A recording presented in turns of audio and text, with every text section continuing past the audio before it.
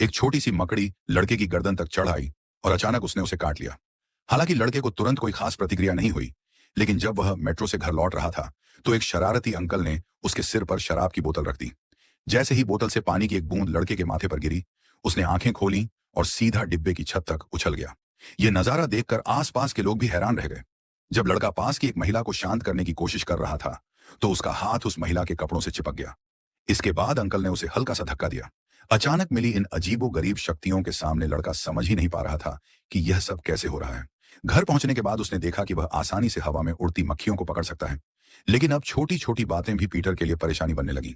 इस रहस्य को सुलझाने के लिए कि मकड़ी के काटने के बाद उसके साथ ऐसा क्यों हो रहा है, वह अपने पिता के पुराने सहकर्मी डॉ कॉनर्स के पास पहुंचा। वहां उसे पता चला कि जिस मकड़ी ने उसे काटा था वह उसी प्रजाति की थी जिसे उसके पिता ने अपने एक प्रयोग में तैयार किया था। इस समय डॉ कॉनर्स जिस शोध पर काम कर रहे थे वह इसी से जुड़ी क्रॉस स्पीशीज जीन ट्रांसफर तकनीक थी। लेकिन यह तकनीक एक बड़े तकनीकी अवरोध में फंसी हुई थी।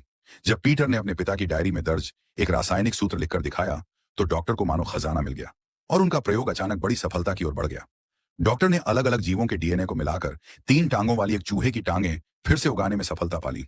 लेकिन जब उनके बॉस ने जोर देकर कहा कि अब किसी इंसान पर प्रयोग किया जाए तो डॉक्टर ने सीधे वही दवा अपने शरीर में इंजेक्ट कर ली। कुछ देर बाद जब डॉक्टर बेहोशी से जागे तो पाया कि उनका